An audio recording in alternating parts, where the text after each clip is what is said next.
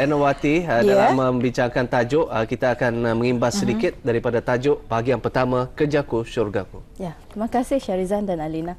Bismillahirrahmanirrahim. Sebenarnya topik ini memang telah saya bawakan dahulu dan ini adalah Kerjaku Syurgaku bahagian kedua. Ya, ini semangat Ramadan lagi kuat ni. Kerjaku Syurgaku. Walaupun puasa, anda peduli tu. Kita ni waktu bekerja lagi tahan ni, waktu puasa kita ni lebih lagi berlipat ganda pahala kita ni. Jadi tetap kerjaku tu syurgaku. Jadi untuk mengimbas lagi topik ini, pada dahulu lama bunyinya, 2 minggu yang lalu, kita ni telah memperkatakan mengenai dengan seorang ketua itu menjadi seorang ketua ataupun pemimpin bukanlah satu tugas yang sebenarnya senang ataupun mudah. Bagi kita ni senang anu tanya sejarah ketua aku tu, tanya sejarah ketua aku tu. Sebenarnya untuk menjadi seorang ketua atau pemimpin ni ia adalah satu cabaran ni.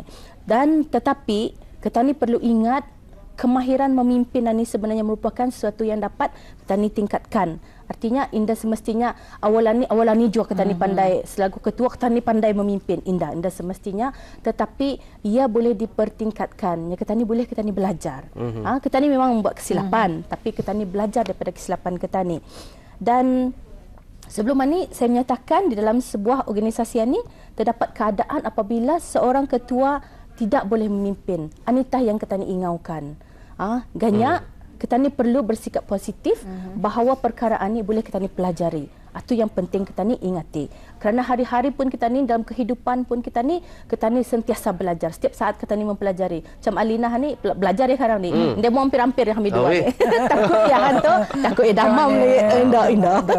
Jadi saya telah memperkatakan mengenai dengan elemen-elemen penting di dalam kita ni alam pekerjaan ni, iaitu hormat menghormati di antara ketua, pegawai serta kaki tangan yang lain. Ini penting kerana kalau sekiranya seorang ketua tidak menghormati orang yang di bawah pimpinannya, siapa takarangkan bekerja tu? Sama je ceritanya dengan orang di bawah tu. Indah kan bizurang tu indah kan hormatkan ketua. Siapa yang membuat prestasi? Siapa yang menegur? Menagurnya kita ni. Kalau kita ni buat kesilapan, siapa yang menagur? Siapa yang meluruskan? Seorang ketua. Jadi hormat menghormati itu adalah salah satu elemen yang penting di dalam sebuah organisasi ataupun dalam alam pekerjaan. Yang penting lagi bekerjasama, betul ansur, ini harus ditekankan. Kerana bukan peluang apa ni. Sebenarnya dalam organisasi ataupun sebuah jabatan kah, unit kah, apakah sebenarnya matlamat utama adalah untuk mencapai kecemerlangan. Jadi untuk sama-sama mencapai itu, kita ni perlu bekerjasama ataupun betul ansur serta keikhlasan penting dan juga komunikasi yang berkesan. Sekarang saya bercakap lain, Syarizan cakap lain, Alina macam ni, apa kan dia pinar-pinar pun ni, anda kau fahamnya. Artinya kita ni perlu ketulusan, keikhlasan di dalam kita ni bekerja. Itulah kerjaku syurgaku. Itu yang penting tu. Jadi kalau biasanya Ketani ni bercakap mengenai dengan rumahku, syurgaku. Jadi macam mana untuk Ketani mengikhlaskan mengatakan kerjaku, syurgaku? Macam mana? Ikhlas sudah tu. Macam mana caranya? Sebenarnya saya sudah memperkatakan juga dari segmen yang terdahulu. Syurga, rumah, selalunya Ketani mendengar rumahku, syurgaku. Itu rumah Ketani, rumah yang pertama. Tetapi Ketani ada juga pekerjaan. Bagi yang mempunyai pekerjaan itu, tempat kerja itu adalah rumah yang kedua. Artinya indah laginya kita ni Alina, indah lagi lain tu daripada kita ni mengibaratkan di sana tu tempat kerja tu adalah rumah kedua kita ni.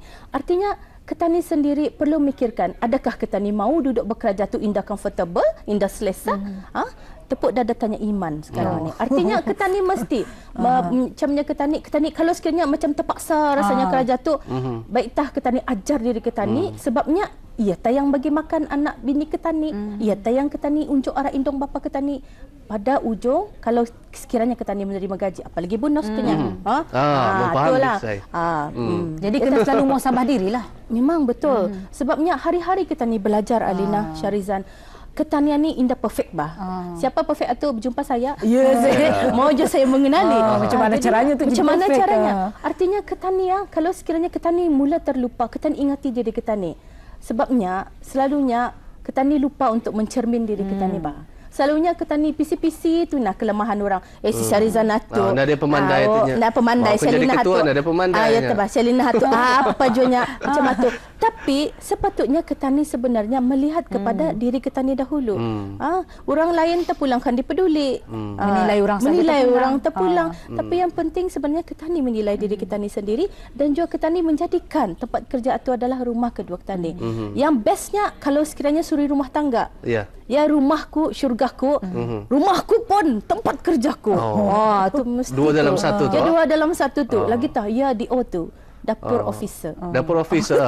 Ya penting tu dalam rumah. Ya penting tu. Kalau ada apa ya. Sebenarnya di mana ketani berada sebenarnya. Ketani mesti tahulah siapa sebenarnya dan untuk apa ketani berada di sana. Ketani mesti ada keikhlasan.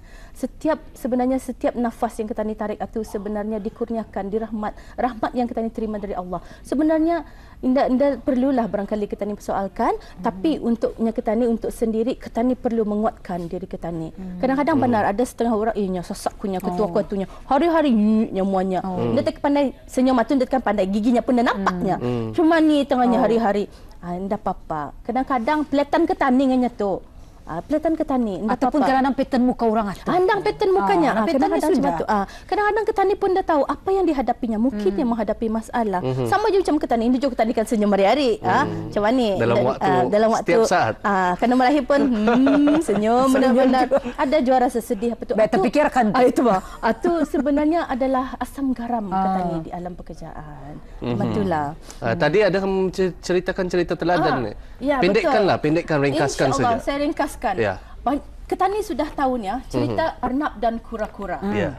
Ketani tahu dipendekkan cerita Arnab tertidur, kura-kura aku menang walaupun aku lambat aku menang. Kura-kura menang. Tapi ada sambungannya lagi kerana sang Arnab ni ia memikirkan apa kesilapanku Kesilapanku adalah aku tertidur. Kalian ni aku minum minuman Red Bull supaya aku indah tidur. Jadi Arnab indah tidur. Ia tahu akan kesilapannya, ia akan membuat lagi kesilapannya untuk kali kedua. Jadi second time diorang ni berlumba arah track yang sama, kalah dia sang kura-kura. Jadinya puaslah hati si Arnab. Dapat kita ni perhatikan di sini Arnab ia sudah belajar daripada kesilapan, ia dah tidur, ia menang. Jadinya sebenarnya dalam organisasi ada yang perlahan dan teliti dalam membuat pekerjaan. Seperti Arnab, ia cepat dan pantas. Jadinya ia boleh diharap. Apabila kita ni ada kerja urgent, bagi Syarizan. Syarizan, siapkan ni. Semua hasil. 2 minit, siap. Artinya dapat olehnya tu. Ia sang Arnab. Okey. Tetapi sambungannya lagi, sang kura-kura pun memikirkan, aku indah akan putus asanya. Kerjaku syurgaku. Aku indah putus asa. Okey. Walaupun dia berinut-inut perlahan. Walaupun berinut-inut. Ia indah peduli tu. Aku dah putus asanya, aku akan memikirkan strateginya. Macam mana boleh aku menjatuhkan sang Arnab ni? Jadi dirundingnya lah sang Arnab. Arnabnya kita ni berlumba lagi nya, tapi dia bunyi-bunyi. Sudah tu, berlari. Sekali sang Arnab pun, aninya macam mana ni? Rupanya di ujung tu ada sungai. Sang Arnab ni dah pandai berenang. Ketawalah si kura-kura. Artinya sang kura-kura menang dengan ia punya strategi baru itu. Sebabnya ada sungai, ia tahu. Tapi setelah itu memikirkan, kedua-dua ni pun berfikir, katanya mengapakan ketaniannya? Mengapakan ketani perlu untuk berlawan-lawanan antara ketani? Sedangkan ketani ni sama-sama sebenarnya. Apa sebenarnya ketani punya cabaran ni? Apa sebenarnya challenge kita ni? Challenge kita ni adalah sebenarnya masa. Siapa sebenarnya yang dulu datang, yang kemudian datang. Jadi berdua ni berfikir sudah tu bizurang berdua ni, kalau indah baik kita ni bekerjasama. Apabila macam itu, jadi sang Arnab sama kura-kura ni berlumba sama-sama, tetapi apabila sampai di sungai, sang Arnab duduk di atas sang kura-kura, jadi bizurang kedua-duanya menang. Jadi moral daripada cerita tauladan ni, ketani memang dalam organisasi ataupun dalam alam pekerjaan ni memang ada orang yang ketani ketani mumu bandar siawang ni tu you jo perlahan yang buat kerja. Tapi ketani mesti tahu mungkin ia seorang yang teliti dalam buat pekerjaan berkenaan. Kalau sekiranya orang terlampau pantas, macam Sarizan, tahu nama aku pun salah. Hai. Balik. Wati Erna. Terbalik. Iyalah. Tapi itulah alam pekerjaan yang kita ni. Dan sebenarnya kalau bekerja sama betul ansur di antara semua, sebenarnya semua menang. Mengangkat organisasi tersebut. Mengangkat organisasi berkenaan. Itu pula cerita tauladan. Itulah dia. Sayang sekali kalau tidak tadi banyak lagi ingin saya ajukan pertanyaan, tetapi masa kita sampai di sini saja. Oh, okey. InsyaAllah. Kemudianlah lagi. Sambung yang ketiga lagi ya. Jadi ada peluang lagi. Faham-fahamlah tu ya. InsyaAllah. Jadi insyaAllah ada kesempatan kita akan bersama lagi dengan Ernawati binti Haji Mahir, Pegawai Pembangunan Masyarakat, Jabatan Pembangunan Masyarakat, Kementerian Kebudayaan Belia dan Sukan. Terima kasih banyak-banyak. Ya, Assalamualaikum. Waalaikumsalam warahmatullahi. Kerjaku, syurgaku. Syurgaku, ya. Itu bahagian kedua ya penonton ya. Dan tak terasa kita akan